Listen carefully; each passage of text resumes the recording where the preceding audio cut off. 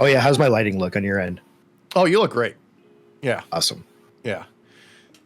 You don't look like Adam Cole has been through a tanner and has jaundice now because he just dunked his body into the spray tan booth. There was about 12 times, Alex, last night where I was saying, why does he look like that? I mean, he toned it down this past week. But the past couple of weeks, he looked like downright yellow.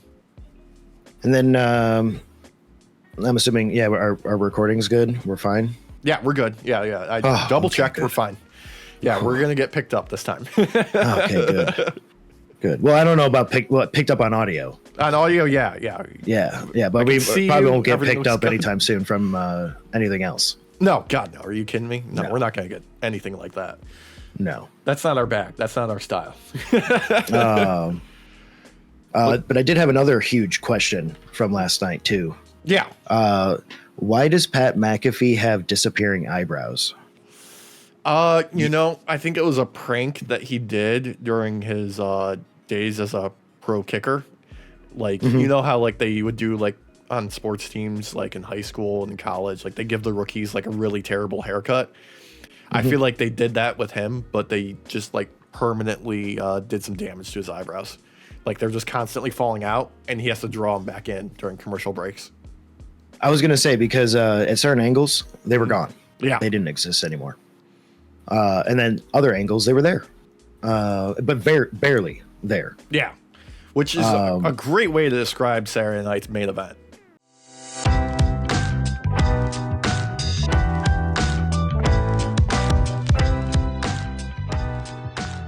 I gotta say, like overall, bravo, brother. I'm not gonna lie to you, I wasn't going for that, but holy shit, yes, that is meh. Not bad. No, it's not good. It was kind of purgatory. Yeah, like it was right in between. Like there were so many things that they did right. Like the presentation, the retro vibes, the nostalgia. It was like 90% there. Like there was just 10% missing. Like right off the bat, like the intro, like motion graphics that they did, like the design of it, the style of it, like everything was there. It was just missing like that extra 10% to give it like a retro vibe. Like it needed like some film grain or some like neon incorporated into it. Oh God, at least film grain. They needed to shoot this like a 4x3. Yeah, like that was but like it was almost there. It was like almost there. And then like everything else about the show, like the pyro around the stage, the design of everything was like almost exactly what you wanted. Like almost exactly. And then I'm going to say like the commercials like ruined everything for the show for me because it kept taking, they were so long, they were taking me out of the whole show. I'm glad. Okay, thank you so goddamn much, because there was like 10 minutes of commercials at times. It felt like because it stopped telling you the timer. Yeah, like it literally wouldn't tell you a timer, and it got to the point where me and Christina were both getting extremely aggravated. And Christina can be very cat-like, and that's nothing against her at all. It's hilarious because like I went to touch her shoulder, but she was so annoyed. She was like, huh. And I was like, oh God, okay. And then she just started playing on her phone, and I started playing on my phone, and like it still wasn't over. Yeah, like there was still more commercials. Yeah, full transparency here. I was watching on Peacock, and I pay for the commercial-free Peacock because I don't want to watch commercials when I'm trying to rewatch Psych, the greatest television show known to man. Okay. So I would get like just like Burn the notice, WWE. Well, come on, son. I would get like the WWE branded commercials, and then it would just be the black "We'll be right back" Peacock screen for like 5 minutes. Oh God. Yeah. I don't know what's worse. That or us repeatedly getting different versions of the RSV commercial. Oh, dude. Yeah, brother. That is just jarring. Fucking jarring. Every time it gets me. Every time. Oh man, I was like, oh, like this is adorable. And oh my god, what RSV does this and that, and no one will ever have a good time again.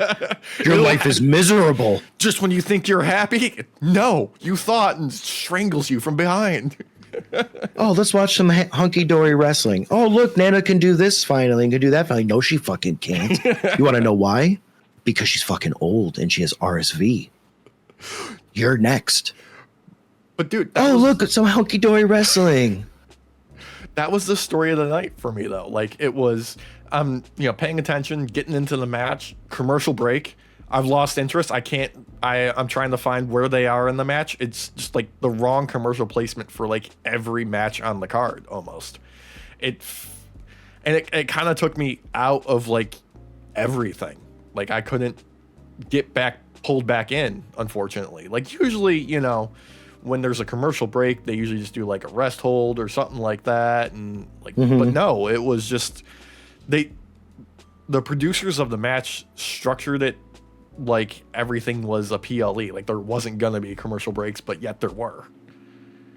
Yeah, it was really weird. Because you would have thought it would have been like a longer show as well. It was like they forgot how long a PLE could be. Mm-hmm. And they were like, "What? We need something in there." And they're like, "Just fucking throw commercials in there. RSV commercial. You know what? fucking petrify these people." Yeah, more that little child there, little Timmy there at home. He's gonna look over at Nana and be like, "No, Nana, you're gonna die of RSV."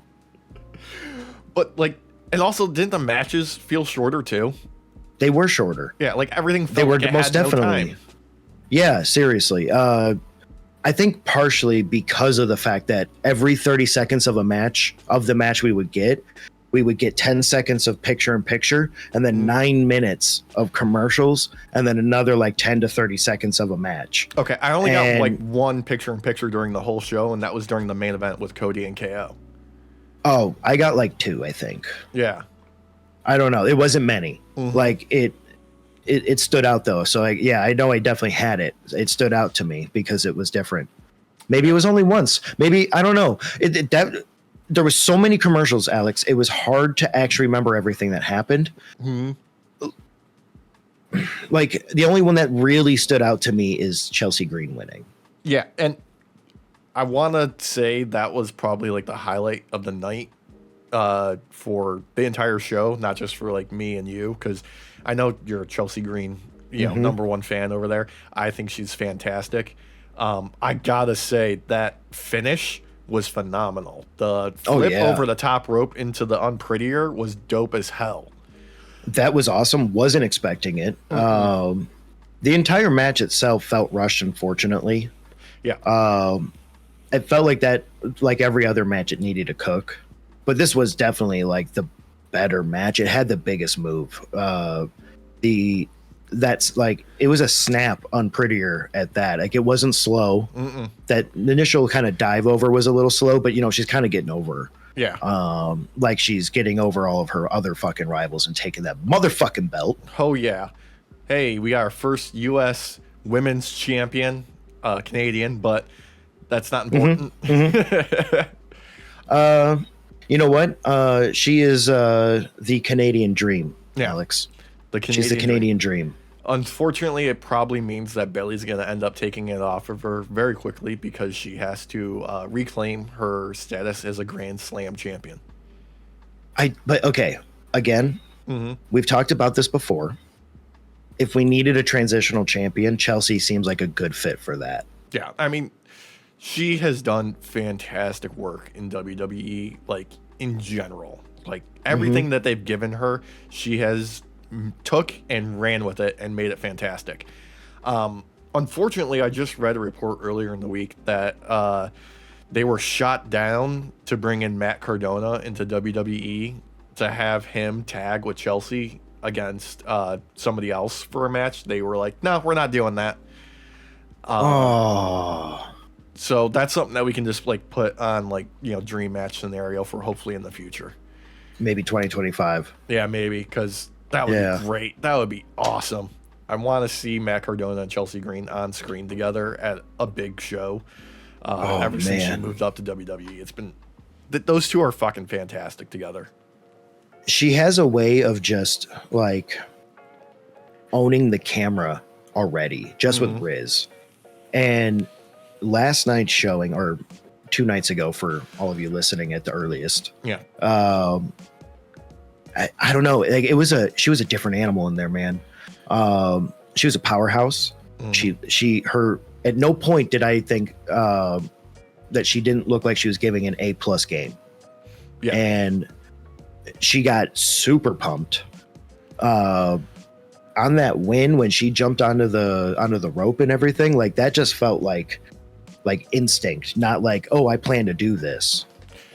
Yeah, like it was awesome. She was cooking on all cylinders during Saturday night. Like, not even like putting in a good performance as like a comedy wrestler, but just as a general wrestler.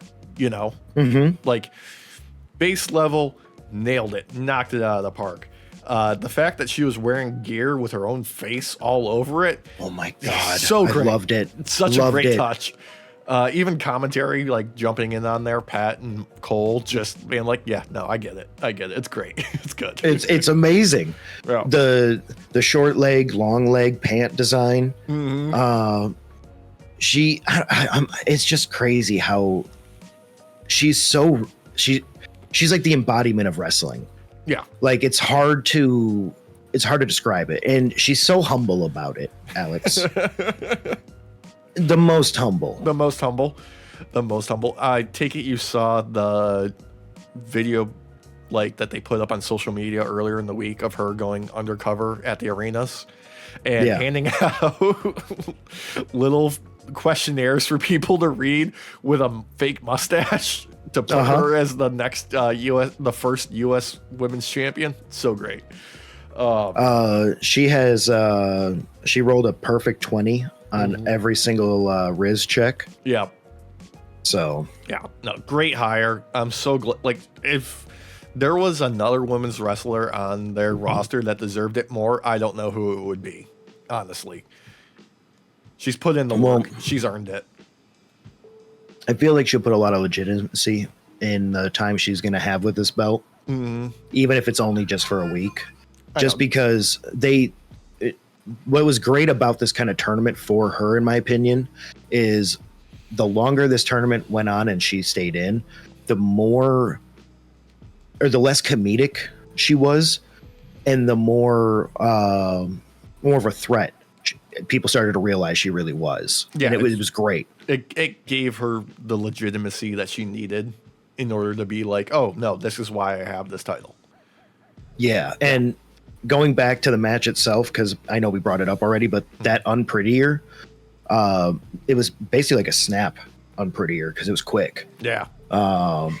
That looked devastating, like absolutely fucking devastating. Yeah, it looked awesome. But we should probably talk about like some of the other stuff on the show itself. True. Yeah. Gotta talk about Jesse the Body Ventura coming back, rocking a snakeskin jacket and a feather boa. That was what's his face? Damien. Damien, thank you.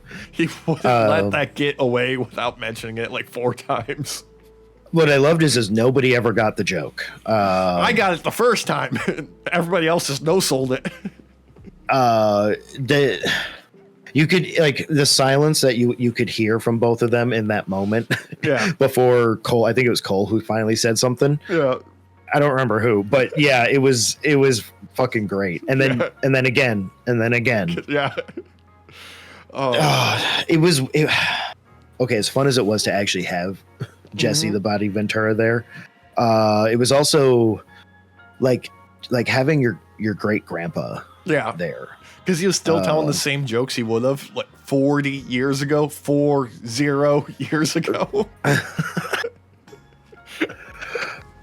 And I think he was hoping this was going to be shot in 4-3 because of his outfit. Yeah. Oh my God, it would have looked so much better in fucking like that old school style. All of this would have. It just needed that touch. It really did. Yeah, it just needed that little bit of extra spice. That's all. Honestly, I feel like everybody should have had a more 80s themed slant to their outfits and all that. Joe Tessitore, he had the old school Mean Gene yes. red bow tie and everything. Thank you. I was going to say, because he definitely went for it. And I was happy for that. But not everybody did. And I was kind of hoping we'd get some, like, at least like maybe 2 fake mullets, maybe maybe like a cop stash, an 80s like cop mustache. Pat McAfee did the Miami Vice rolling up the sleeves of his jacket, though. Yeah, but he also had wonky fucking eyebrows that disappeared and reappeared in front of you. Yeah. Okay, that's his magic trick. I literally, that kept drawing me out. I couldn't stop focusing on that. It was like hyper focusing, like on the eyebrows. I was like, what is happening? Why do they keep disappearing and reappearing? Mm-hmm. It was weird. It was weird. But you know, there was at least like I want to say like the vibe of the show felt like a broadcast house show. Yeah. A little bit. You know, like it felt like the stakes didn't really matter. Everyone was just out there to have fun. Particularly like Sky and Liv. Io looks great. Even when she messes something up, it looks like it's on purpose. Yeah, I was gonna say that the way she can recover on things makes it look like it was meant to happen that way. Yeah. She's amazing. It's kind of crazy how quick she is on her feet. Yeah, and that knee strike that Liv took to the face. Dude, like that hit. Yeah, Io Sky needs to change her like nickname from the Genius of the Sky to the Queen of Strong Style, because she lays in those strikes fucking thick. You could tell because it cut to a different camera. It had a close up on Liv's face, and she was like sniffling, like checking her nose and trying not to cry in that moment. And as soon as like the rest of the match started up again, you could see the blood start to come out. I was like, oh shit. Okay. Yep. Yeah. That was a real hit. And I'm not going to lie to you, Alex. I have not enjoyed Liv's reign. Okay. Until this match. Okay. I personally believe this match did more to legitimize her as a champion than any other match she's been in prior. In my opinion. I'm trying to think of her other title offenses, and they don't stick out whatsoever. And I think, has she had any defenses where she beat somebody clean? I don't think so. Not that I can think of. There might have been, and we're just not remembering, obviously, because she's had the title for a little while now. But there was just something about this match. It like, again, the commercials and stuff did a lot to ruin this match, like everybody else's. So that's an even playing field. You can't count that. There was just something about how Liv was wrestling. She took a lot of bumps that you wouldn't expect her to normally take. At no point did she have to rely on anybody else. And she looked like a powerhouse almost the entire time. It was a clean fucking match. And honestly, it was that close up for me. After she took that knee shot, from then on, like, she was a different person. She like it was like that was like the fucking old Namekian putting his hand on Krillin's bald head and awakening something in him. Unlocking his true potential. His true potential, yeah. Like, that's what that knee shot did for her, and she just went nutsoid. It was great. It was great. Yeah, and then of course, we got the, oh hey, you were celebrating your win, and now here comes Rhea to ruin it. Yeah. But again, though, instead of running away and like trying to stay away from her, this was a different Liv to me. She got up in Rhea's face. She's like, "Nuh-uh." Like, sorry, I'm not backing down. Like, I do feel like this might have changed something, and I'm hoping that does change something storyline where she realizes she doesn't need Raquel. She doesn't fucking need Judgment Day. She can do this on her own. So I agree. And bless you. Thank you. Honestly, what I want to see from this Liv title reign going forward is who is Liv as a character outside of her feud with Rhea. Yes. Because I think that will give this title reign some actual juice.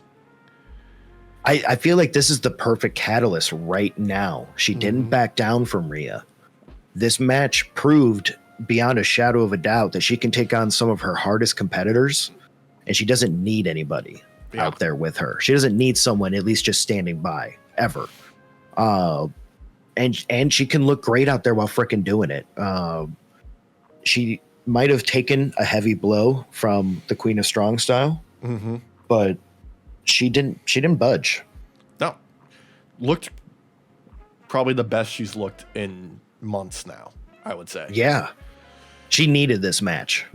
Oh yeah, absolutely. The one match that I say we didn't need, unfortunately, was the Men's World Championship 3-way with Gunther, Damian, and Finn.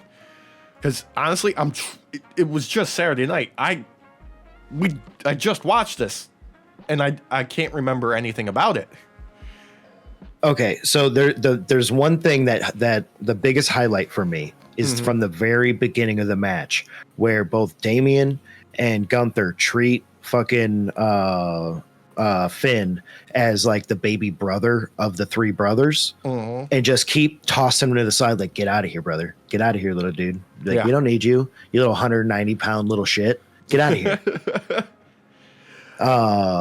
It was nice, and to be fair, they kept underestimating him, and he kept jumping in, and that's what makes Finn Balor great as a wrestler, particularly when he's a heel, is he's just a little shit, you know? And that's what makes him so effective. It's just like, okay, you know, we're gonna discount Finn, you know, nobody cares, get out of here, and then he surprises you. Yeah, he was definitely a highlight of this match. Otherwise, Damian definitely also looked good out there. Yeah. I don't know. It was just mid, though. Still, it wasn't enough. Like, again, taking out the commercials, taking out the 4x3. Yeah. This match was missing something that Liv's match had. Yeah, I feel like of all the matches on the card, this one needed more storytelling specifically to make it mean something. Like, I feel like we needed just like 5 more minutes, I would say. Yeah. All these matches, they could have used 5 more minutes. Like Sami Zayn versus Drew, right? Yeah. That felt like an extended squash, so to speak. And I know like there was a video of Drew making his way backstage after the match that they posted on like social media after the fact, where he's like, you know, 1 down, 4 to go. I'm like, put that on TV. Yes. Like, don't hide that behind fucking commercials. Yeah. What the hell? Like, or put it online. Because like I don't know. It felt like we were getting a match and then we were waiting. Like, getting a match and then we were waiting. Yeah. That type of thing would have been a perfect in between. A perfect in between. And unfortunately, like, I know this was a last minute ad after Bronson Reed got hurt at, you know, during War Games. So they had to like make do and just put, you know, Drew and Sami together to, you know, okay, we're good. We're shifting gears. We're changing our storyline direction because they were doing something else before. But still, they could have made this work a little bit better if they just had like little moments like that included into the actual show itself. Because the work that Drew does when he's on screen during the weekly TV shows, like when he attacked Jay on, was it SmackDown? Yeah. Yeah, it was SmackDown. That was great. That added more to it. It just, there wasn't enough time for that to breathe before Saturday night's main event. Like okay, so my issue with this again is timing. It needed more time to cook. Because Sammy's heated. Sami doesn't really always fight the best when he's heated. So he's not always thinking straight. They did sell that a little bit in this match, but not enough for me to believe that this is how it should have all ended. I know, it's so strange for us to be saying, hey, Triple H, you need to slow things down. Because usually we're like, pull the fucking trigger, do the thing. But this Saturday, it was like, what? I haven't been told what I should care about and who I should be caring about more, and whose win matters the most. Like, who needs this? Well, okay, so and it's kind of funny because I think the women gained the most from this PLE. Yeah, by and large, which is great. Absolutely. And which is fortunate because the past several months have not been good to women in WWE. Correct. And I think in large part not due to Triple H and his booking necessarily, and more to do with the talent on this one, because I think Liv and that knee shot and moving forward from that changed the game, and how at the very least how I look at her. Yeah, it was like a mini version of Becky Lynch's Birth of the Man character. Yes. Oh my God, yes. Because that was the first fucking thing I thought of when I saw the blood come out of her nose. I was like, oh shit, we got something new here. Yeah. There's something new popping up here. And then same thing with Chelsea, but like with Chelsea's, I feel like that's been her herself building us to this point. Yeah, it was the payoff. It was the feel good moment for Chelsea Green in that time. Like that was okay. That was like, okay, this is what I've been working for. Now it's time to show people why I deserve this and why I put in all the work and what I can do with it now that I've got it. Yeah, I unfortunately for the men, they got to open. They got to take the middle, and they got to take the end. They put the women in the worst positions in this PLE, and yet in the reverse, those were the best ones. Like they booked this poorly. The women should have opened, and the women should have closed this out, because those were the better storylines. Let's get into the actual main event, Cody versus KO, right? So they had that match at Bash in Berlin. They opened up the show, and fantastic, right? That was a fun match between the two of them. That was a blast. This one, less so. Kevin Owens, always being banter, always busting out the best t-shirts, making the most out of any feud he's given. Fantastic stuff on the mic, great promo work leading into whatever they give him. And the match itself is but the story that anybody's talking about is what happened after the show was over, where he attacked Cody, put him in a package pile driver, and now Cody's going to be off TV for how long? And like, once again, like, I feel like WWE is betraying their own ethos here with not, like, they're not appealing to the casual fans in this aspect. But then again, they're going to open up Monday Night Raw tonight when this goes live with them.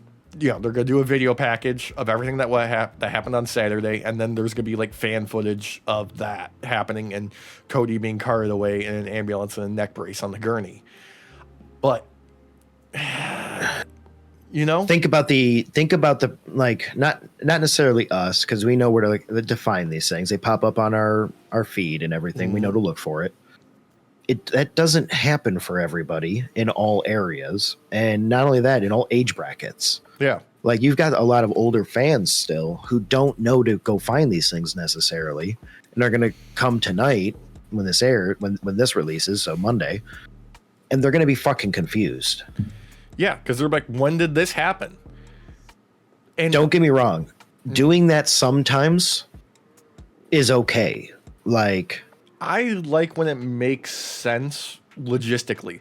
Like when Kevin Owens attacked him backstage at the show over by the trailers and his bus, that made more sense to have it not be, oh, hey, we've got the cameras ready and all that kind of stuff. But they're in the middle of the ring.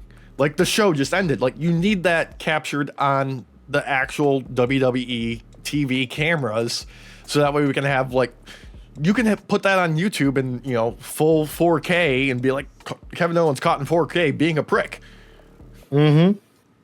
Yeah. Okay. So this PLE ended like strictly 9:00 on the fucking dot. Right. We had all just finished eating dinner. Like me and Christina and Grandma, we all ate our meal and everything and watched this thing. Yeah. And we turned the TV off and all we're like, let's just go to bed.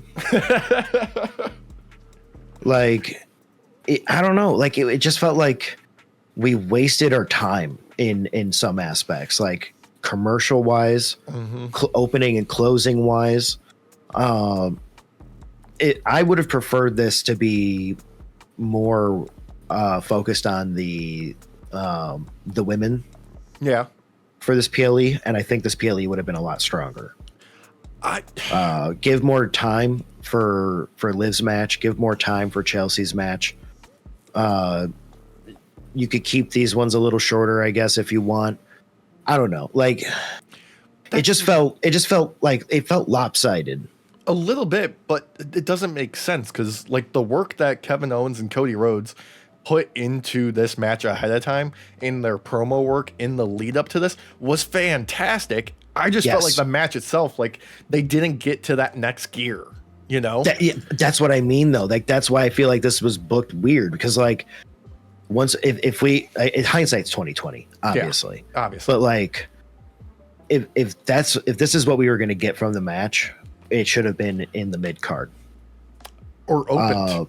Or opened, yeah. Like, I don't know. It started out fine where KO is taunting him and not really letting the match get underway. Yeah. And kind of baiting Cody along to make him make a mistake, which happens immediately, basically.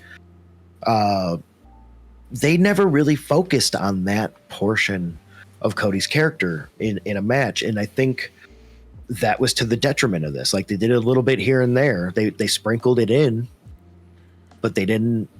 Like, KO's the type where you could totally capitalize on that going on in the match the entire time. Yeah. Although I do gotta say, though, they did do good work in the actual, like, execution of the match. Like, the reversals were great. There was a moment where Cody went to the top rope to do a cutter and Kevin Owens dived to the outside. And Cody, I don't know how the hell he did that. He just, like, froze himself on the top rope like it was nothing. Like, he was balancing up there like a full 3 seconds, like he was just defying gravity. Yeah, that was pretty crazy. And then same thing with the when he went up to the top and then got dropped onto his little his meat and potatoes. That was a great spot too. Like, don't get me wrong, these type of moments were there that stood out in the match. It just didn't have that oomph to it, though. Like, I didn't feel the weight of these two's relationship with each other on the line. Yeah, and it just felt like a squash match to me. I think what really kind of, like, sells, like, the point that we're trying to get across here is the example of them being on the announce desk and Cody hitting the RKO on Kevin Owens and the announce desk not breaking apart on them. Yes. Oh my God. Yes. That is, like, yeah, that's a sure sign of how this match went. Yeah. And not only that, Cole and them were not really, they're like, oh, it was an RKO. They were like, oh my God, an RKO. Yeah. No. Like, it felt like nobody had energy in this match. It just, they got so much right that just, like, that final 10% just is so glaring to me. I feel like we're just nitpicking here, but that's what it felt like watching the show, where it's just like, it's so close, but it's being ruined. Like, the winged eagle finally comes back, and this is the match that it gets, unfortunately. And honestly, I think I know what happened to that 10%, Alex. Yeah. For this match, it ended up online. That bit that we all needed to see in the PLE itself, where Cody takes a pile driver. We needed that in this. I think that honestly would have been the icing on this fucking cake, personally, because seeing it after the fact didn't do it for me. Yeah, it's a damn shame too, because that was a picture perfect package pile driver for those two. Like, that was, I don't think you could draw that up better executed, because it looked fantastic. And it was great. Yeah, and the best we get is, fan footage from the arena. Mm-hmm. Yeah, it's annoying to me. I don't know if it's like they were trying something new, or if it was someone else in charge and not understanding, what to do. Yeah. But this suffered a lot, and it didn't have to. All the matches, but this one a lot. There was still good stuff in it. Like, I do appreciate the crossroads onto the steel chair. Yes, especially because Cody did that pre-sell with it, where he stopped to look at it and think about it. We needed more of that in this match. And there was the follow through on him being like, you cross the line, there is no line I will not cross, and he proved it. Mm-hmm. God, I mean, the subliminal with now that we're at this match finally, with KO's Canadian Dream shirt. Great subliminal dig at Cody. I really hope Chelsea actually capitalizes on that shirt and puts a picture of herself on it. Yeah. But still, I don't know. I think the pile driver would have been that final bit we needed. I know. In the match. And I can tell you right now exactly what's going to happen this upcoming week is Kevin Owens is going to say, this is bullshit. That wasn't an official 3 count because Charles Robinson wasn't in the ring when he counted the 3. He was on the outside. That is going to be a sticking point for KO in the future. Yeah, and I feel like that is on purpose. I feel like that's to keep this rivalry going. Like, it's allowed to cool off for a little bit until Cody gets back now, because he's just probably going to be gone for the holidays. Probably. I mean, as much as WWE puts in the work to sell a pile driver as this huge transgressive move that you can't do, I appreciate them at least putting in the work to sell it as being devastating. Yeah. Despite there being 3 on AEW every week. Well, okay. Like they're a road warrior back in the 80s. Let's be real, though. Not every WWE fan's going over to AEW to watch some wrestling, though. God no, dude. Their ratings have been terrible lately, and it's terrible lately. It's sad. Oh God, we mentioned it. Let's talk AEW now, okay? Okay. Because Dynamite, we had Winter is Coming, always a blast whenever they bust that out. We had Mox and Pac versus Jay White and OC opening up. Just okay. Knew this was gonna get a screwy finish when Pac didn't sell a DDT like it was death and break himself in half when he takes it. Yeah. Yeah. Look. Yeah. Sorry, I accidentally closed that tab, so I got to reopen it. So. Yeah. But we got Paige showing up to attack him out of nowhere. OC, Hangman, and Jay White. All of a sudden, they're not quite on the same page. Things aren't working out. They aren't communicating. They all have their own interests. Therefore, they are not working together. And the Death Riders win by DQ. Okay. Yep. Yeah. It was fine. There was some cool shit in this one. Yeah.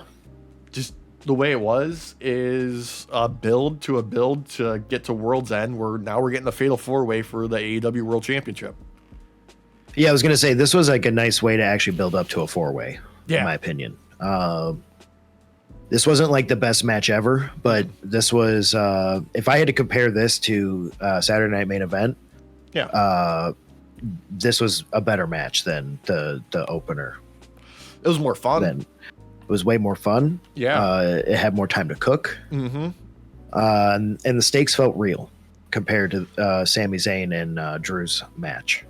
Yeah, I mean, Sami and Drew didn't have like a belt or anything on the line. This was the start of Drew to like cook and get back his Hater of the Year award. Yeah. That's what it felt like.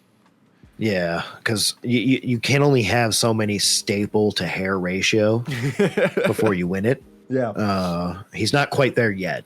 Yeah. Yeah, the only thing is like AEW does so few like fucky DQ finishes that when it happens, it feels wrong, you know? It's, yeah. I wanted there to be a little bit more impact from, Hangman making the fucking jump in to, just fuck everybody's day up. But we'll get there. I believe they have something here to make it work. I think so too. I think this buildup is right. They're not quick burning it. I think the audience needs some time to cook. Yeah. With this, and I think this was the right way to do it. Also loved Christian Cage being up in like the skybox area, watching the match, and then cutting a promo afterwards. God, he's just the best. He really is. He's just the best at what he does, and what he does is be a massive asshole. And Hook showing up to damn near attempt and murder him, like commit a crime. I was gonna say, fucking what was it? Was it Nick and fucking Sabian had to show up to fucking stop his ass? Like, god damn. Super fun. Oh my god. Like, I don't give too much of a shit about Hook. He's kind of lost his aura since he's been Beacon? I was gonna say since he dropped the FTW championship is when it started to go down. When he stopped winning squash matches. When everybody found out he wasn't actually blind in one eye. Yeah. Pointless. Because I'm not gonna lie to you, Alex. I was hoping what we were getting was a slow burn to him eventually becoming a full-blown pirate named Hook. Oh my god. I thought we were gonna get the eye patch first, start strong, but not too strong. Because if you just give him a hook hand, then it gives away the bag. You got to start somewhere that it's still notably pirate right off the bat, but looking back on it, hindsight 2020, you're like, oh shit, this is where it started. Do you think if he did that, we would get old school Paul Burchell's entrance when he was the wrestling pirate, where he swings in on a rope? Oh, I would fucking love that, dude. Oh, or what's his face that played Hook in the movie Hook? God, what is his name? Dustin Hoffman, right? Yes, I think maybe. Oh, no. now we gotta look this up. Okay, hang on. I'm googling. Yes, Dustin Hoffman. Yes. For some reason, Tim Curry was the name in my mind, and it wouldn't go away. Me too. Oh my god. I was like, I know that's wrong. That's because it was Muppet Treasure Island, right? Yeah. He was in Muppet Treasure Island. Okay, is that what it was? That's okay. What it was. Oh god. But like overall, like Christian Cage is the only reason I'm watching this feud. Okay. Same. Christian Cage, honestly, you can insert him into almost anyone's shit right now, and it would make it better. Yeah. He's like that dash of extra salt after you've taken your first taste of whatever you're making. You're like, does it need extra salt? It fucking does. Yeah. Just add some fucking extra seasoning, Barbara. It won't kill you. It won't kill you. Yeah. Christian Cage is adding salt when you start cooking, in the middle of cooking, and near the end. You got to do it at all the different stages. You got to balance it out. That's how you get it. That's how you get it right. You get that seasoning throughout, not just at the end. Just get it all in there. Yeah. And then let's see what else we had.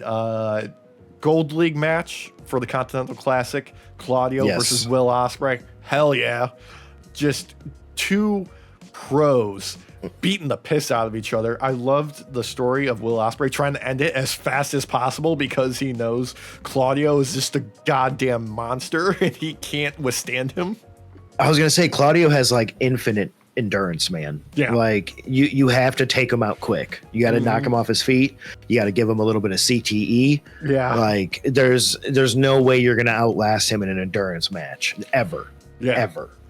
And I gotta, dude, the cutoffs of Claudio stopping Will Ospreay in his tracks with those uppercuts were fucking picture perfect. It's goddamn beautiful. My God, the way that he just sells it, like, oh, you're gonna try that? Fuck you thought. Yeah, dude. Like AEW sells him perfectly right now.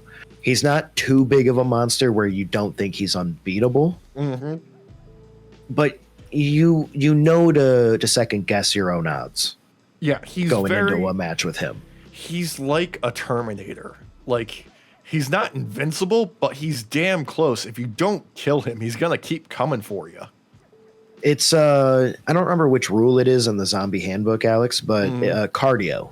Cardio and double tap. Those are the rules that apply to Claudio. Oh, and buckle up. Yeah. But yeah, because you're in for a ride. Ospreay ended up getting the win using a jackknife pin. Claudio, being the sore loser that he is, decides, oh no, I'm just going to Ricola bomb the fuck out of you before Darby shows up with a baseball bat to chase him away. Oh, I mean, okay, again, you could tell he wasn't done. Claudio was not done. He wasn't ready to stop fighting yet. You have to get him quick. So you have to get a win on Claudio and then run because he's going to chase you and try and murder you for daring beating him. I hope they start doing that, where whoever beats him immediately, whether or not it's a title retention or not, they immediately run out of the fucking ring and go. Yeah, they don't stick around. They have a friend waiting ringside with a golf cart because they can't actually outrun him. They just need something faster.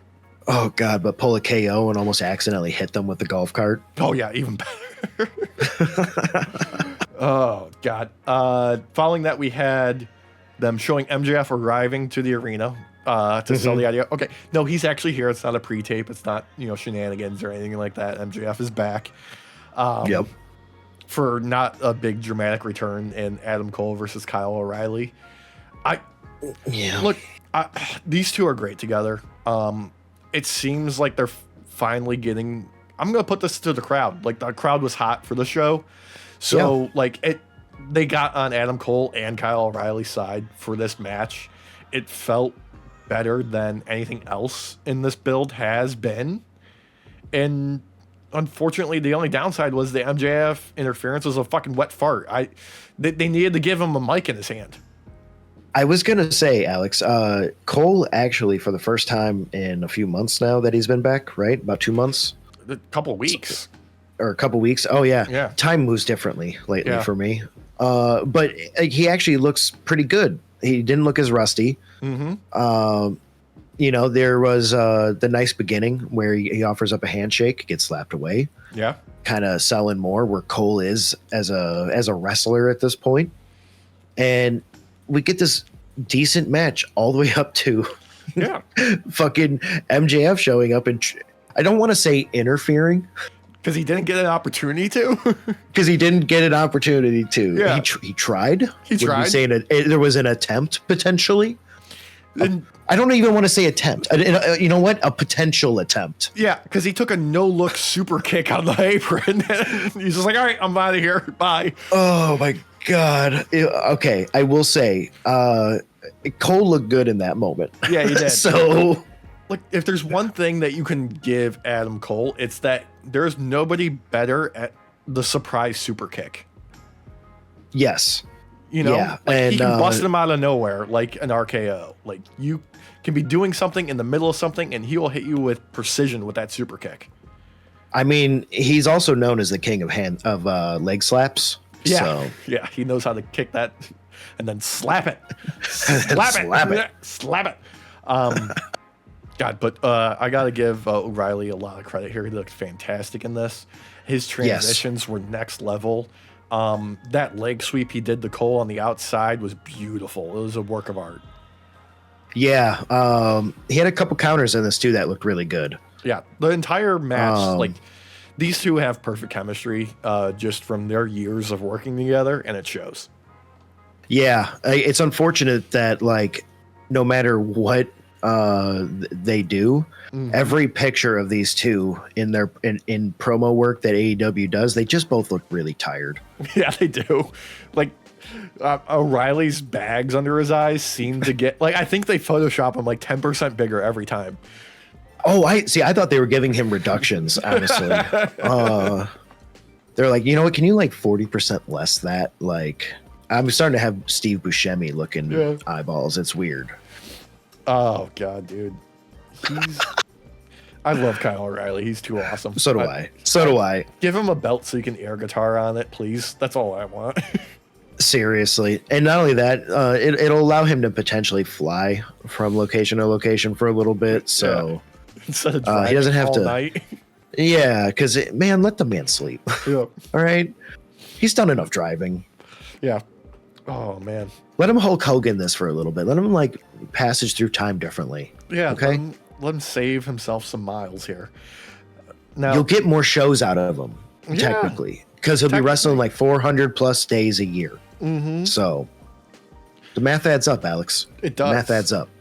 You know whose math didn't add up was Ricochet versus Brody King because Jesus, my God, Brody King is just he makes every show he's on better. Like I don't think you could have a match with Brody King on it and have it suck. He just makes everything look great. He's a monster. He's got, as the kids call it, aura on another level. It's just so great to see him and to put him up against somebody like Ricochet, who, I mean, he's a high flyer. He played the little guy better than anybody I've seen in a long time in this match against Brody King. Like, it wasn't like Darby Allin attempting to murder himself, but it was damn near close. A little bit. He tried a few strategies and it didn't work out. But the nice part about it was he did keep trying at least. He didn't just immediately take a super kick and just die, which I'm not going to lie to you, Alex. I would have believed that for this match ending really if it had ended like that really quickly, just a one hit.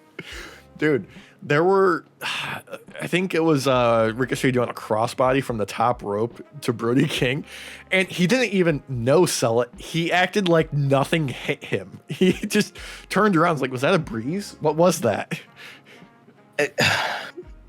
So I don't know. Like most other wrestlers, you'd have been like, "Oh, what the fuck?" Yeah. With him, it's like, no. That makes sense. Yeah. That makes sense. He would bounce off of him no matter what. He could have come at him from 2 stories up. Yeah. And he would have bounced off his ass. Like, I'm sorry. Yeah. I do appreciate this. That like it's very clear that Ricochet is turning heel and going with MVP and the rest of the Hurt Syndicate. Okay, I was about to say, Alex, was it what was it that gave it away to you? Was it the card? Okay, it was the card number 1, obviously. I don't know if the people in the arena like actually caught that, you know, because they could have been forgiven for missing it. But of course, the exposed turnbuckle followed up with the back-to-back spirit guns as being because like turning heel is one thing, but turning heel on Brody King and getting a win and it working is a different story entirely because they actually made it work. Yeah, I was gonna say they booed him. They booed him hard. So, if that's what they were going for, kudos. Yeah. If this is accidental and it's just feeding into what they're already trying to do, fucking utilize it, please. Yeah. Like please. Ever since like Ricochet, you know, jumped to AEW and has been, I mean, he was received as a face because people were just happy to see him wrestling. Yeah. But as his personality is starting to come through and him embracing his inner dork, because he's a fucking dork, dude. I love him, but he's a dork. And him being a heel dork works for me. Well, okay. One of his moves is the spirit gun. Yeah. Okay? Like, of course he's a dork.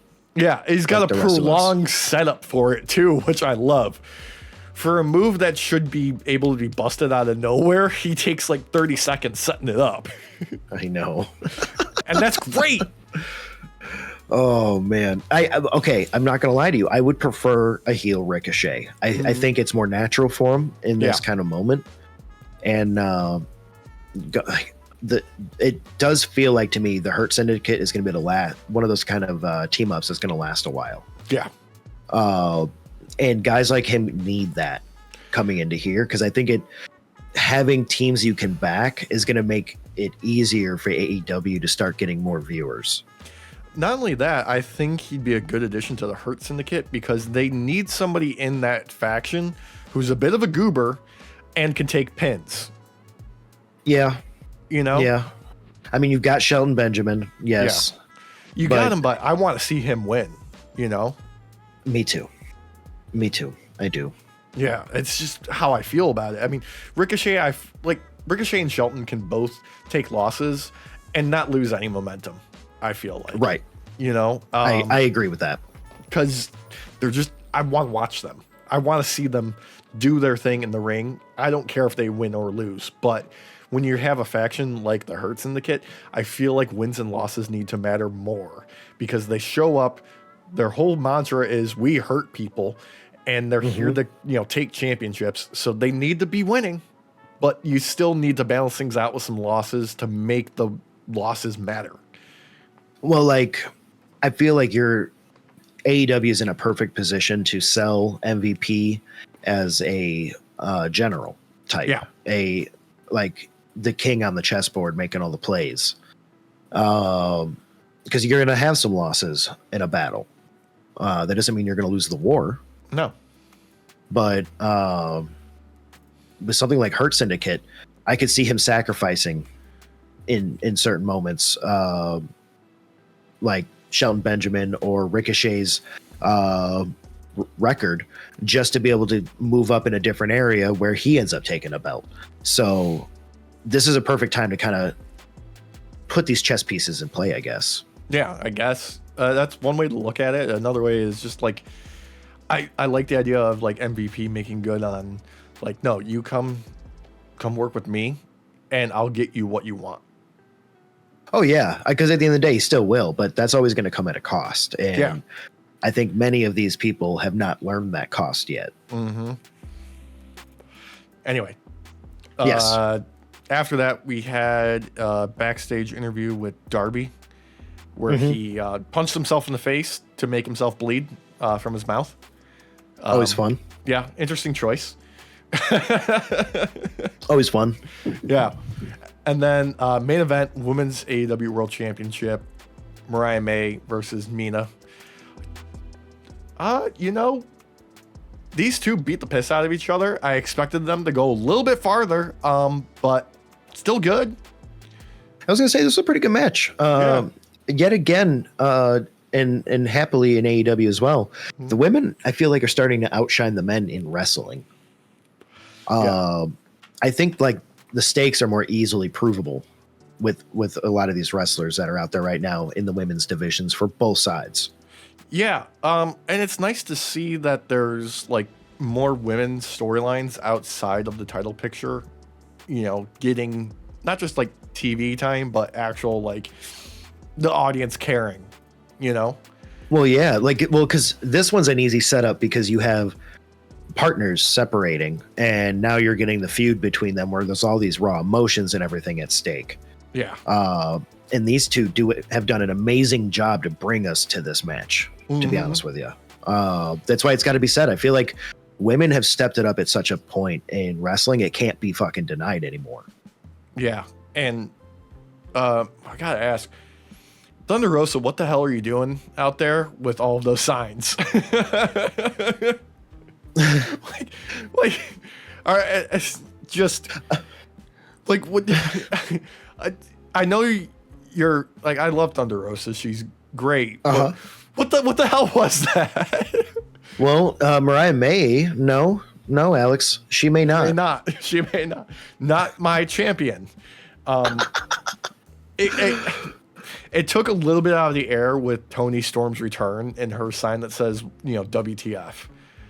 Yeah. Like that took a little bit of wind out of it for me. I was a bit like, I was less happy because of it. It didn't piss me off, but I was just like, come on, really?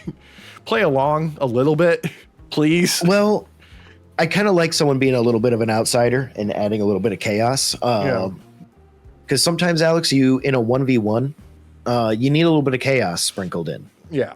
You do need a little bit of chaos sprinkled in. You do need a little bit of chaos sprinkled in. Yeah, but there is some fun stuff happening with Toni Storm from this, because initially people were upset because she was making her in-ring return at Rampage on Friday night, and we're like, dude, what the hell are you doing, Tony Khan? Why are you booking Toni Storm like this? But then on Rampage, after the match, she grabs a mic and is just like, I'm so excited to be here in AEW. I am happy to announce that I'm all elite. So, like, she did, like, some callbacks, sort of, to, like, her timeless Toni Storm character. Like, is she traveling through time in her head now? Is that what's happening? I think so, yes. Yeah. Like, Toni Storm's doing more stuff that's more interesting with her character than anybody else in the business once again. What if she revives All Elite and brings back an older version of the Young Bucks? Oh, like she's just like traveling through time and is actually pulling people into the modern age. Like she goes back and pulls like the actual Elite Young Bucks before they were the EVP Young Bucks. Goes back in time, Alex, pre January 6, 2021, and gets Chris Jericho and reminds him to not let his wife go somewhere on January 6, 2021. Yeah. She should probably go like January 5th at the latest, I would say. You need to like prevent them from like, no, don't book a hotel. Don't get on that bus. Just don't. Yeah. That little jalopy you decided to rent. No, don't do that. Don't do that. Don't do that. It's fantastic they brought Chris Jericho because we've got his New York Minute on Dynamite, and then we also had Matt Cardona being like, "Huh, dude, I'm taking that belt off of you, bro. That's gonna happen," which is really interesting because there has been some action with AEW and GCW, particularly Effie, and like backstage politics, and I'm very confused about all of this business. If I'm going to be honest with you, because initially there was the quote from Effie that he put out himself in the video clip where he basically said, yeah, Tony Khan's dad is basically paying him to stay away. And then the announcement that Ricky Starks was getting pulled from GCW shows. And then Willie Mack also was pulled from their show, but wasn't. And then was, but there was miscommunication and people were like, what the hell is going on? It seems like they haven't decided whether this is a work or a shoot. Yeah, I was gonna say, can we just let the hostages go? Yeah. Like, can we just let them go, please? Like, I understand there's gonna be some laundry potentially aired out with some people, maybe. Yeah. But some of it might be good storyline wise. As evidence of Chris Jericho making a surprise appearance at GCW over the weekend during Matt Cardona and Effie's match and just, attacking both of them, just blindsiding the two of them. So it's clear you guys can work together. What is the actual story that you're trying to tell, though? That's what I wonder, too. Yeah, because right now it just seems like Tony Khan's a shitty boss is the story that they're telling. Well, and that, you know what? It's funny because I was about to say Occam's razor. That could just be it. That honestly could just be it. Yeah. I know that there's been some controversy with Phoenix. Which is extra weird and even more muddled. And we don't super really... cryptic. Yeah, no idea what's going... I understand, if you have something in your contract about non-disparagement clauses and shit like that. If that's the case, keep your fucking mouth shut entirely. You're just going to hurt yourself. Wait till you're outside of the contract. I was going to say, and now it makes me want to know what he knows more, though. Right? Because everything's so cryptic. It's like, are we dealing with some conspiracy shit? Is this just insurance shit? That's some bullshit that nobody should have to deal with, especially wrestlers and stuff who constantly get injured. Especially when you're talking about the Lucha Brothers, because not for nothing, they were featured heavily on AEW programming. They were, stars of the tag team division easily. But yeah, injuries and the sheer vast number of times their visa issues have made it impossible for them to be booked has, made it difficult to, work with them. So, what's the actual story here? Was the visa issues a smokescreen and they were actually just not going to get booked and they were coming up with a explanation? Or were they actually just getting fucked over by, immigration? I honestly believe it probably started off as immigration. Mm-hmm. And then eventually it turned into, we just don't want to book them anymore. And we'll just let the contracts run out. It does seem like that. But then why would they add extra time to Phoenix's contract for the injuries? Honestly, I think because Tony at some point, like, can feel what other humans feel, empathy. And is like, yeah, well, if I keep him around, then, you know, he'll have health insurance for a little bit longer. I don't know. I'm guessing, you know, I'm pulling literal straws, Alex, out of my asshole. Okay. Yeah. These aren't bendy straws. These are those fucking weird ass cardboard ones that still break, but it's uncomfortable. Yeah. At the end of the day, the story really is. Sometimes people should just keep their mouth shut, whether it be Penta apparently talking about backstage about how he's going to WWE imminently, or whether it be Conan airing everybody else's dirty laundry on their behalf, whether or not they know it. Just sometimes, like, hey, keep the backstage stuff backstage and you won't hurt somebody else's career. Let's be honest. I think they need someone backstage whose full-time position is to help ease tensions between people. Yeah. And to relay information in a more calm and respectable manner. Yeah. And like, more laid out too. Yeah. Like more thoroughly laid out. You know what else would help? A counselor. Just a work counselor. Just somebody to talk to. Just somebody to talk to. Make it confidential and protected. But just someone to air their grievances to. That's it. You know what, Alex? I don't mean to one up you. Yeah. I don't mean to one up you here, but how about we double that number to 2? Yeah, that's not a bad idea because they're probably gonna be busy. Yeah. You know what? I hate to one up myself because I try to be a more humble man. Yeah. Let's double that again. Let's get 4 of them. That's a good idea. Yeah. You know what? Because they do film Rampage immediately after Dynamite, and then they also have Collision for however long both those shows last. There's a lot. It's a big roster. Ooh, yeah, they shoot all that at once. You know what, Alex? Yeah. I'm sorry, but depending on where they are, they're probably going to need one per exit for the fans that sat there for 9 hours to watch 3 different shows. Yeah. Not including the ROH tapings. True. I forgot about that. Oh my God, we're gonna have to triple this fucking number. Okay, you're gonna have to reduce the number of wrestlers you have, or reduce how much money you make, Tony. But you're gonna have to do one of the two, and you're gonna have to hire more counselors. Yeah, just all the counselors. Every time you go to a new city, you just book them solid. Yeah, and solid. maybe like add like 2 more people to help you with writing the show. Yes, and we're gonna need counselors for them too.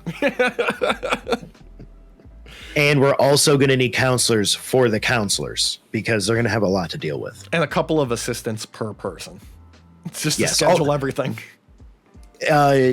You know what? Let's actually triple that number to 6 because there's going to be a lot of in between, and it's going to be a lot of my people will talk to your people. And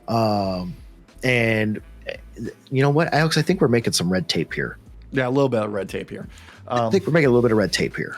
Let's move over to Raw real quick from Monday night, just because I want to talk about 2 things in particular. Number 1, the New Day, Kofi and Woods. Number 1, I was irritated at first that they started backstage until I realized, oh no, they're actually going to go out to the crowd. Because I was like, no, you do not do that to Big E and not face the people.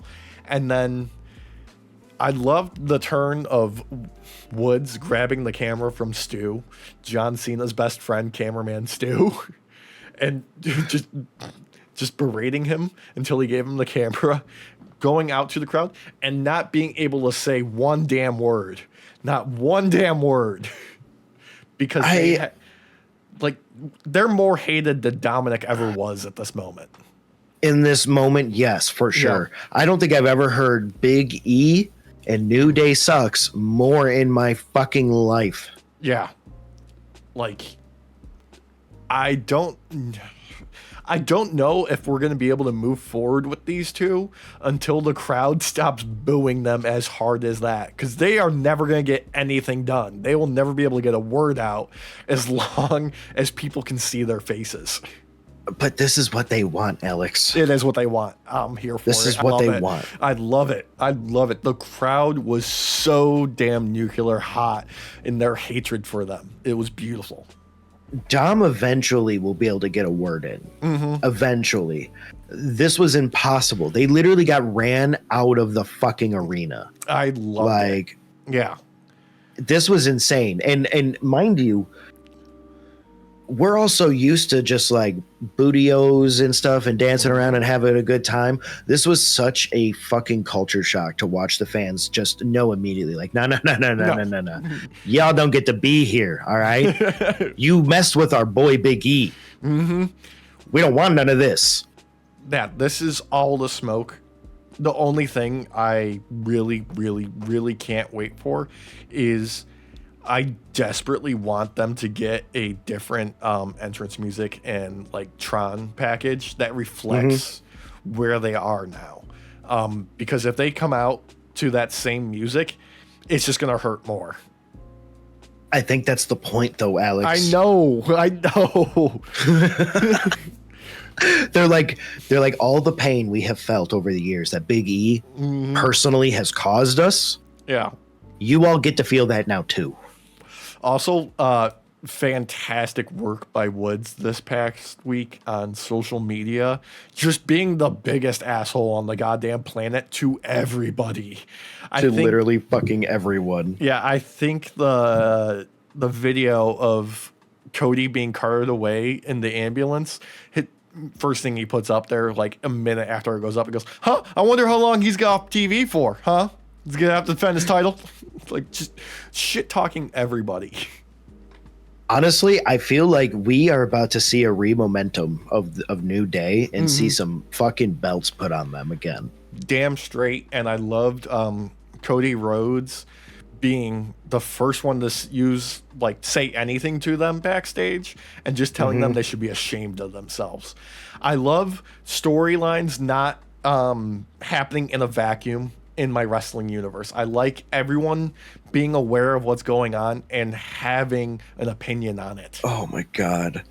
Like, it's great too, because of all the people for Cody to be the one to be like, you should be ashamed of yourselves.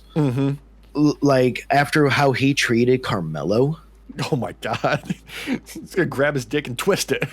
Oh my God, dude. Like, he damn near ripped that thing off. Yeah, I know. He almost murdered him. And then Melo got damn near murdered by Braun Strowman this week. I felt so bad for him on that one. Though at the same time, they're trusting Carmelo a little more. Yeah, which is great to see. I honestly felt like it was great to have him in there for Braun's return. Yeah. I mean, some people say they're burying Melo, and I just, no, this is, look, he's a young guy. He's putting in his dues right now. This is part of the business, unfortunately, when you're, a young upstart star. Like, you got to take your losses. I personally think that this here was a proving point for him. Yeah. And I think he proved himself great overall. Oh, yeah. Braun's been out for a little bit with the back and shoulder injuries. This was a great return, and it sold him as a monster again. Yeah. Like, immediately. And Carmelo's great at taking bumps, man. Like, it's got to be said. Yeah, especially against a big guy like Braun, who can just like muscle him over like the ropes, and he can just flop around like a dead fish. Motherfucker pushed him. Nothing happened. He did a crossbody. Nothing fucking happened. It was the look on his face it was just this like perfect mix of shock and fucking fear. Yeah. Like, also, Braun, fantastic haircut right now. I love it. It looks good on you, dude. Fucking rock that shit. It was awesome. I'm not gonna lie to you. I would really like these two to team up. I felt like this was a perfect moment to where you could get a tag team together out of these two for a short time and have it be big man, little man type thing where like with a lot of this more newer kind of style tag team combos and stuff that we're seeing, I think these two would be able to do it really well. Braun's got the strength and he's got the versatility, and you've got a great flyer with Carmelo. I think these two could do amazing things together, like literally amazing. If they do that, I'm happy. I'm even happier if they do like the anti-Bronson Reed with Braun in this moment, where he's doing like just the same shit like Bronson Reed, just destroying everything, but as a face. I would love that. Yeah. Yeah. Have him run through the Judgment Day. Have him demolish the new bloodline, but refuse to join Roman. Yeah. Like, no, then I don't need you. Dude, and then KO's like, I have a new best friend. And he's like, no, you don't. Smash. You know what, Triple H? After this debacle of main event, Saturday Night Main Event, you should talk to us. Yeah. We have a guy on our team. He's not here today, so sorry about that. He's not here today. Yeah. But we promise he is an amazing booker. Yeah. This man writes fucking gold. Yeah. Gold. Yeah, he spins straw into gold. Too bad he's a part-timer. Yeah. Yeah, but the other thing I wanted to talk about on Raw was Final Testament versus Wyatt 6. Because Wyatt 6 are fantastic, even when they're not featured every week, as far as like getting a crowd reaction. Like, the people want to see them do well. I'm just pissed off they lost again. Like, okay, so they're not exactly faces, but they are. But they are. But they are. So, like, it's okay for them to lose. I think they needed a win this time, though. Personally, I really do agree with you as much as I fucking can, because the only upside is, like, it seems like Karrion Kross is finally getting over for the first time in his career. Yes. And I hate it. I hate it. Not because of Karrion Kross, but because of you, Miz. Right? You're in there with Karrion, day in, day out, acting like a hostage, acting like you're not a hostage. All right? Make up your fucking mind. All right? These aren't fucking head games. All right? You start in the Marine fucking 6. Okay? You start in the Marine fucking 6. You've been in fucking Lifetime movies. All right? You've been in fucking Hallmark movies, brother. Don't play this. Don't play this. No. I'm sorry, Alex. I'm sorry. I don't know which way actually you are today. But either way. Look, regardless, I'm of two minds of it, really. Like, I don't think the Wyatt 6 should be taking losses like this at this stage in building them. At the same time, I'm happy that Karrion Kross is finally doing something that matters. Jokes aside, except for you, Miz, that was all, like, that was real. That was 100. shoot. You got That was a shoot, like, brother. Yeah, brother. I want all the smoke. All right, all the smoke. But I am happy that Karrion's getting over, and I honestly believe this is going to be a buildup for the Wyatt 6 to have to feel like this is almost insurmountable. Because, like, I know I go to DBZ a lot, but, like, you know how, like, Frieza, the whole buildup to the final form and everything in the original saga. I feel like if you can kind of tweak that energy a little bit into wrestling, it can help a lot with a storyline where the odds, even though at each point feel like you are able to beat them, you keep coming up just short until you finally see their final form, which it just feels fucking mountable, and then you win. Yeah. So as much as I don't like this loss, if they can start to get some wins under their belt, then this will make sense. That's what the hope is. But, like, as far as, like, the final word, though, like, I do gotta say it was fantastic having CM Punk and Seth with the dueling promos on the show, with them being very, very snide with their word choices and taking little jabs at each other. Not going full bore quite yet. Like, they're leaving a little bit on the table to build, and I'm very happy to see that, because I want to give this like all the gas to a real big payoff match, which is probably going to be at the premiere on Netflix in January. Well, okay, so I like how Punk is playing this off like Rollins doesn't matter, because he called him the second string quarterback, and he needs to sit his ass on the bench and shut up. Like, hell fucking yes, brother. Punk is back. We don't need you. You lost your belt. Yeah. All right. You lost it. You can barely stand. Take a break. Sit down. Dude, I love the bit of CM Punk just like revealing things that are underneath the veil of being like, I don't think about Seth Rollins at all. But at the same time, I'm going to drop references to the Shield and how I've kept my eye on him all these years. Because secretly, deep down, Punk really admires Seth and his journey. Yeah. And is really actually fucking proud of Seth Rollins. Yeah. So I love it. It's adorable. It's like a father who has never truly learned how to show love. But it comes out here and there through their anger. Yeah. So, yeah. It's a great relationship, and I can't wait to see them build off of it. It's going to be dope. Honestly, I believe Punk's going to come out on top. I hope so. To get him closer to that WrestleMania main event. Yes, I was going to say, because we need to be able to sell Punk as a powerhouse for Cena. Yes. Because only Punk can see invisibility, see through it. So, I mean, look in my eyes. What do you see? God damn you. God damn you. That was great. Yeah. And you didn't even sing it either. You did it in such a casual fucking way. Like fucking great, dude. That just made my goddamn day. Yeah. That just made my day. Okay. But like that really does it for like wrestling for the week. And I know you didn't watch it, but I want to talk a little bit about the Game Awards. I unfortunately missed it.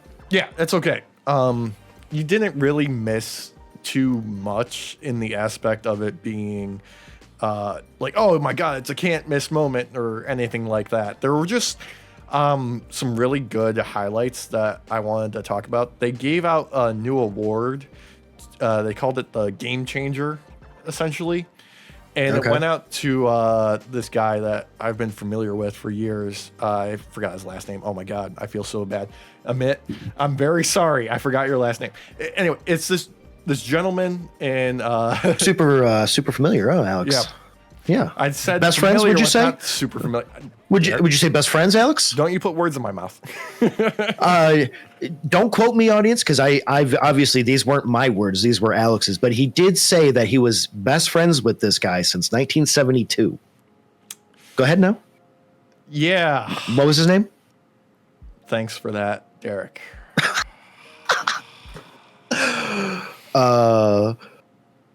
You're welcome.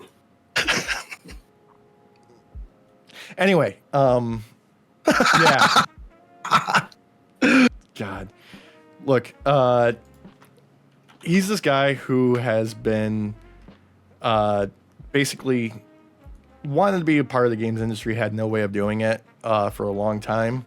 And then several years ago, he started a Google Sheet where he was tracking job openings for every game developer across the world that he could find because there was mass layoffs happening in the industry and he just wanted to help people find jobs. That's awesome. Holy shit. And he just, he put it out for free. He updated it constantly and then it grew and added more resources and like people would give out like one-on-one counseling to help them, improve their resume or places to find ways to learn new skills and things like that. And he's been doing it for years. Amir Sadfat? Yes. Yeah. Yeah. Just the goodness of his heart. And they, gave him an award. And it was just a very nice, heartwarming moment for a dude who's given a lot to an industry, not expecting anything in return. And he's done a lot of good for a lot of people and helped them find, new jobs that they're very happy to, not be unemployed anymore because they were suddenly fired because some bean counter made massive cuts at their workplace. Yeah, bravo, Amir. Like seriously, Mr. Sabat. That's amazing. You deserve the award. You deserve many awards. And hopefully the industry will start to take notice of things like this and I don't know, start to care about their employees more. Yeah. Yeah. It was a nice bit of recognition. There were obviously announcements galore as far as like, hey, here's this thing that we're working on and stuff like that. And obviously there was tons of commercial tie-ins because Jeff Keighley's got to get paid. And,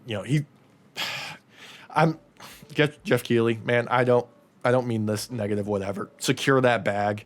I know you put in the work, dude. I know you put in the work, but it's hard not to just laugh at sometimes. I'm sorry. Yeah. Yeah. But as far as like actual announcements, we got some cool shit in the way. Borderlands 4, whatever. Looks fucking cool. We'll see. It was really just like some early gameplay that they showed off. Nothing really story-wise, nothing really vibe-wise outside of like some music choices. Could be cool. Okay. Crimson Desert from the people who brought us Black Desert Online. Apparently it was originally going to be an expansion. They spun it off into a different game. Just got a thing for deserts. Yeah. Got another look at Den of Wolves.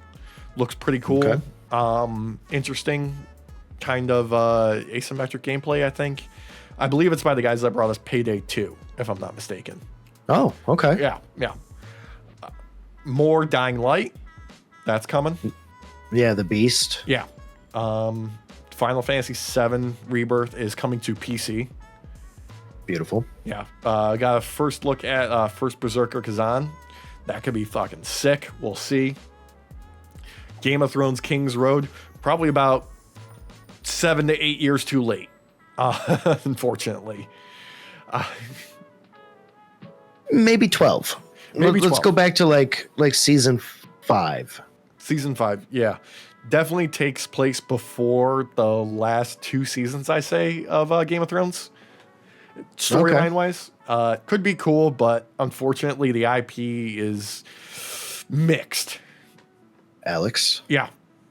Do you think it'll finally explain how everyone was able to suddenly, after the first season, transport up and down the King's Road in what would normally take months, if not like half a year to do in like a week? Yeah, they just got quick travel. They've already been to those locations. Oh. They can just teleport there. That's what it is. There's always an in. There's always an in. Yeah. Helldivers 2, we finally got the announcement of the third Xeno race attacking, and it looks like they're invading into like Earth space or super Earth space. So we got more action happening in Helldivers for free. They announced it like day of was available, I believe. Oh, okay. And vehicles too. Like like a Warthog style all-terrain minigun mounted vehicle for, Helldivers to tool around town in. Well, hopefully Night Shift will put some comments down below letting us know if they want us to play that again or not. Yeah. I wouldn't mind driving around some vehicles in that game. Mm-hmm. There was a bunch of footage and like little teasers for more gacha games, so like Star Rail and Zenless Zone Zero. And there's huge fans for them out there. I'm not that. That's not me. I'm sorry. Good on you if you like that stuff, but cool. Cool fucking trailer for Mafia: The Old Country. Fucking just looks sick. Definitely just like steeped in cool like atmosphere, I want to say. Okay. Yeah. Okay. Got new stuff added to Pal World, surprisingly. Isn't there a new way you catch them now? Yeah, you don't throw the spheres anymore. Now it's a different mechanic. Basically, the whole like Nintendo lawsuit stuff. Like, okay, whatever. We'll just do things differently. And do they have a free candy van? Oh God, I hope not. Dude, after the leaks from Game Freak showing how much of a freak they are there, I don't want any sort of allegations about any sort of pocket monsters to come to light anymore, we'll say. Because that shit is horrifying. The secret archive of just their disgusting natures. Typhlosion, you know what you did, you freak. Why do you think everyone loves, was it Vaporeon? Oh, God, dude. Oh, so wrong. Night Shift, do you love Vaporeon out there? Are any of you like Vaporeonites? Vaporeophiles? Like, this is a safe space. That sounded wrong. Yeah, this is a safe space, but I don't want to hear about it. Comment down below how Alex doesn't want to hear about it. Yeah. Slay the Spire 2 looks like more Slay the Spire. Looks awesome. Booty. Rock and roll. Splitgate 2, fucking slick trailer. Looked fucking like a blast. A lot of energy. Okay. Super cool. More Tekken 8. Last of Us Part 2 remaster. Okay.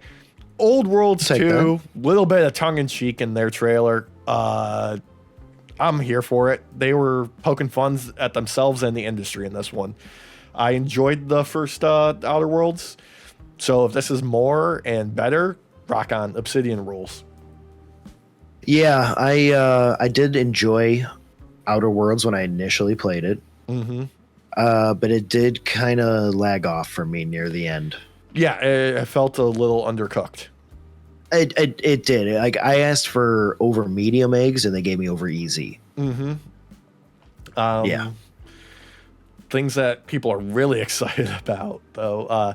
New Elden Ring, Night Rain, spin-off of Elden Ring. Full on like co-op side project. Looks like it's gonna mix up the game a little bit. They've changed some of the mechanics. Looks like it's gonna be a more casual version of like co-op Elden Ring. Oh, okay. Yeah, could be interesting. We'll see. New side scroller, old school style Ninja Gaiden. Ragebound. Ooh, okay. Yeah, very fun trailer with that. You're forgetting about Intergalactic. I was saving that to the end, Derek. I was saving that for the end. Oh, yeah, because Night Shift. No, we're doing it now. No, we're doing it now because all of the incels and chuds are pissed off about Intergalactic, the Heretic Project, and The Witcher 4. Because yes, they are. Apparently, they can't handle female protagonist at all, and are pissed off about a game that is just announced. They have no other information other than it exists. Yeah. Why? Like, obviously, with Intergalactic, there's nothing to go off of yet. We have no idea yet. This game could look amazing down the road. This game could just look like utter trash down the road. Why does having a main character that doesn't look like you end up being just the biggest fucking issue? Like, why can't you put yourself in somebody else's shoes? Like, why? Like, and it's a damn shame that they're too far up their own, like, echo chamber dumbass corners of the internet and can't just enjoy things. Because it's Naughty Dog, dude. And you look at what they showed off, and it looks fucking sick. I mean, don't get me wrong, the product placement looks, it's a little bit out there. I mean, like Porsche branded on, the Starship was a little bit like too much in your face, but I get you're trying to create a lived in world and all that kind of stuff. And that's just, world building. I just wish you could have saved that a little bit longer. Well, okay. So this is set in, like, I don't remember when it exactly set, but space travel has existed since like hyperspace travel or whatever has existed since 1986. So in the 80s, there was like hyper capitalism going on, bunch of vulture capitalism going on, crazy ads because of all the cocaine that was around. So it kind of makes sense to me. Yeah, actually. I mean, it does. But like everything about the presentation of this has got my attention. It's got this wicked cool aesthetic. It's got like that, like Alien vibe to it, of like the retro futurism, where it's like that 80s like CRTV and like the mobile cameras, and but it's got like a CD like jukebox in it, and like these big chunky buttons, and this like neon like lo-fi fucking vaporwave aesthetic that I'm here for. And they got like there's already been like amazing people announced for the cast, like fucking Kumail. I love fucking Kumail. He's fucking hilarious, dude. And not only that, the score, Alex. Oh yeah, Pet Shop Boys right off the top, dude. Dude, Trent Reznor, like, come on, bro. Him and fucking Atticus working together again, dude. Dude, for real. Let's fucking go. Like, give it this game a fucking chance. Don't get all pissy in your boots because you have to play someone that doesn't look like me or Alex. Yeah, dude. Like, oh, and it's from Naughty Dog. Like, I'm sorry, the Uncharted series is one of my favorite series. I know a lot of people just say like it's a playable cinematic. I don't care. It was fun. I enjoyed it. I was along for the ride. It was a fun story for me. So this is one of the few things I did see, but not watching it from the Game Awards because it just popped up in my feed. This very much gives me Cowboy Bebop fucking vibes, and I'm here for it. So, oh yeah, 100%, dude. Yeah, like that ship, dude. Yeah, dude. Or like Akira. Like I think Akira would be another great example. It just looks amazing. Yeah. So, I want to see more. And then the whole shit about The Witcher 4, where the playable character is going to be Ciri, and people are pissed off about that. Why isn't Geralt in it? Like, did you not play the fucking games? The series was Geralt raising that girl, and like now you are your own daughter. Like that's what it is. Like you're continuing this. It's the same fucking story. Like Geralt should be off in his vineyard, getting plastered with Yennefer. Like that's where his story ended. So this is one of those funny situations, Alex, where you have these same people who get really mad at a woman protagonist, right? That are like, you need to stick to the source material. You need to stick to the source material. And these people were like, okay, well, then you play as Ciri. And they were like, whoa, hey, now they don't look like me. This isn't right. You should have stuck to the source material. And they're like, well, we did. Yeah, we deal did. with it. So, they have no reason to complain. I'm excited for it. This is another one of those that I did actually see the trailer for. And I'm excited. Yeah, I'm really fucking excited. I can't wait to see like what the lore reason is that like Ciri was able to do like the trial of the grasses and be able to get like the Witcher mutagens in her, and like she's casting spells, like the work with the chain and casting Igni to fucking what was that monster that she was fighting? I want to know more. I want to know more too. That's why I don't understand why people are so mad about this. Like this fucking trailer fucking slapped, dude. It fucking slapped. It gave you everything you needed out of The Witcher. Everything. Yeah. You don't need Geralt. You don't need him. No, it has all the ingredients still. It's got like just the right, like it's got exactly what I love about the Witcher universe, where the Witchers are like the only ones who really know what's up, and like the common people have this combination of admiration and disgust for them for the work that they do, because they're no longer like human or whatever. And there's like that mix of like old traditions and people being ignorant because they're acting out of fear, and you've got Ciri trying to do the right thing and getting shit for it, and it blowing up in her face, even though she's doing the correct thing and following the path. And more, yes, more. I love this morally gray fantasy world that The Witcher exists in. So do I, because I didn't technically start playing The Witcher until 2. Okay, yeah. That's when I believe that was the first time I played The Witcher with you. And that ended up getting me to go down this pipeline. And it's one of the better RPG style games that really gives you the idea that you have control. Yeah.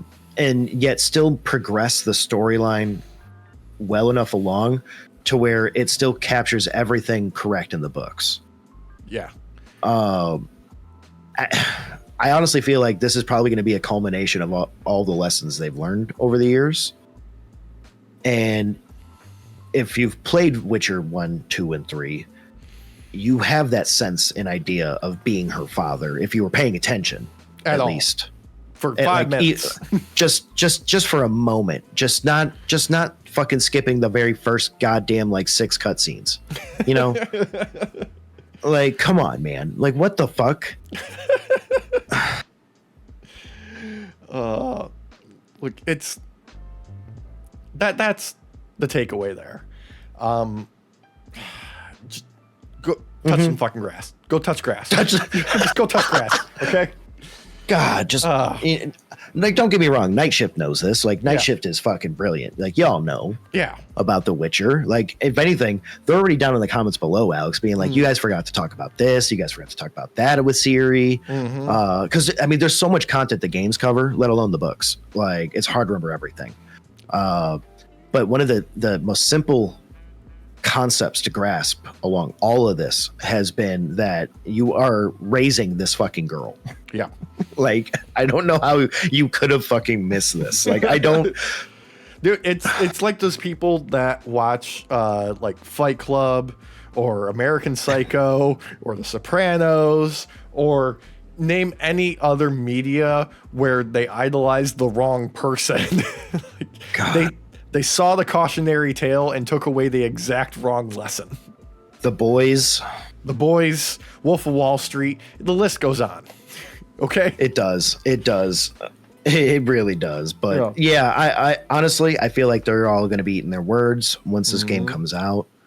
I'm excited. I mean, that's probably the biggest one out of anything that I did hear today or from yesterday as well when these popped up in my YouTube. Yeah. This was the one I was most excited for. So yeah, there was a couple others. I just want to throw their names out there real quick because we definitely got to check these out when they come out. Definitely. The sequel to Okami finally announced. Like, it's been years, and we're getting a sequel to that. We're getting another Onimusha after I did see that. Years. Something that just looked fucking cool as hell. I know nothing about it. Steel Hunters. Fucking mech action, dude. Let's fucking go. Let's do it. A fucking Turok Origins. That's going to be ridiculous. I can't wait to see what that's all about. Turok is long been overdue for a redemption arc. Yeah, so. You got that right. Thick as Thieves, coming from Warren Spector. Hell yeah, father of Deus Ex. Can't wait to see what that's all about. Split Fiction from the people that made It Takes Two. This game, it looks fucking ridiculous. I'm all here for it. It looks like these two characters get trapped in like some sort of like VR simulation thing, and they were supposed to have like separate experiences, and one's really into sci-fi and the other one's into fantasy, and there's like a combination of like levels like mixing and matching between the two of them. Oh god, looks awesome. And what else? Stage Fright from the people that brought us Overcooked. Ooh. Yeah, another like crazy, looks like split screen action game. Anyway. Hell yeah. Yeah. Super fucking cool shit. And then of course, the main story is Astrobot took Game of the Year and was introduced by what's his name? Sven from Larian, makers of Baldur's Gate 3, which won last year, who apparently pissed off all of China with his speech leading up to it, to a mistranslation era, and got Baldur's Gate 3 review bombed to fuck on Steam because of it.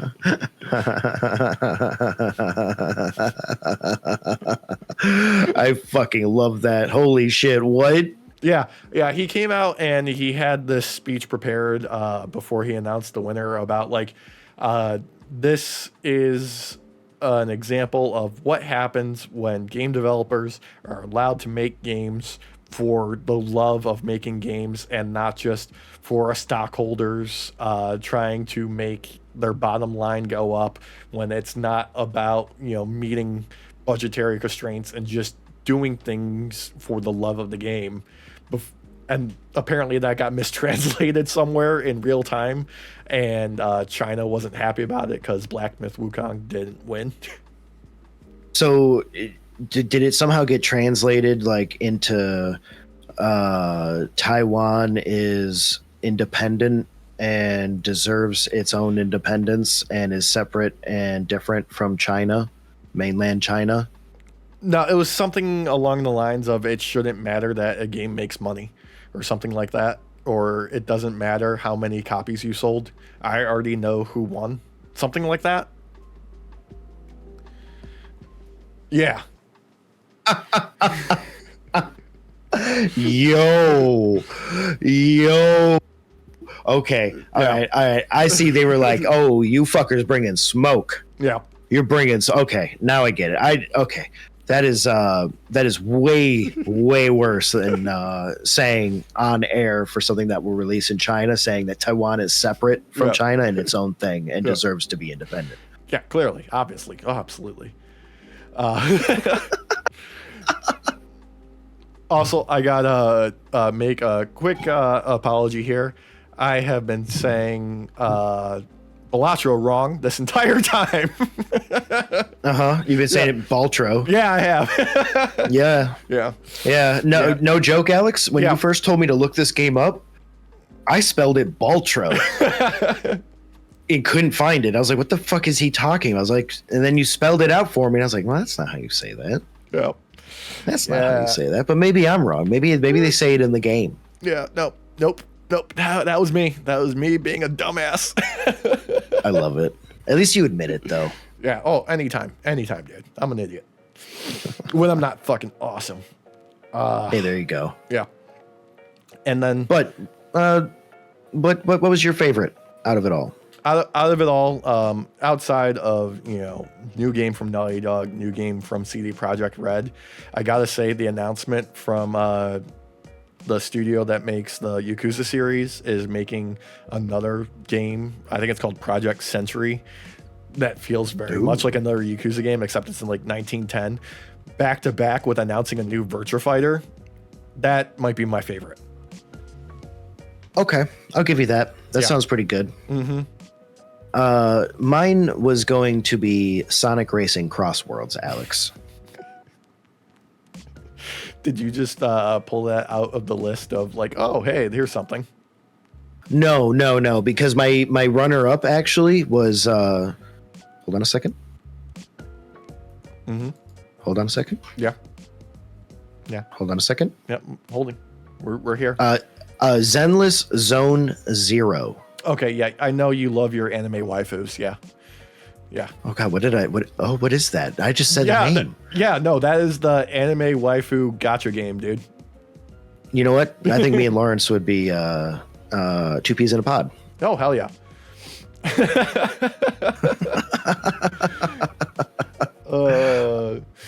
Man, I'm just waiting for my Dead or Alive 47, okay? That's all I'm waiting for. That's all you're waiting for. Dead or Alive 47. Mm-hmm.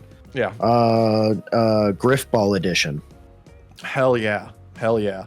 That and the guys that made Sifu announced their next game, Rematch, which is a 5-on-5 football game. Soccer. Oh. That's cool. Yeah, that's a turn I didn't see coming. Hopefully it's a mix of Sifu and is it Final Fantasy 13 where you're in that giant global water and swimming around and throwing a ball at each other? No, that was 10. Oh, 10. Final Fantasy 10 where you're in a giant globe of water and you throw a ball around at each other. Blitzball. Hey, Blitzball. Yeah. Yeah, you get to blitz real hard when you're in water. Yeah, when you're on a team with Waka, who is just an incredible racist. Didn't know that one. You didn't? We'll cover that another time. We'll cover that another time, Derek. All right. Thank you so much for joining us. Remember, like, comment, share, subscribe. We appreciate you jumping in here on your night off. We'll see you next time. Only thing left to do, let's say goodnight, Derek. Buenas noches, night shift. Later, everybody.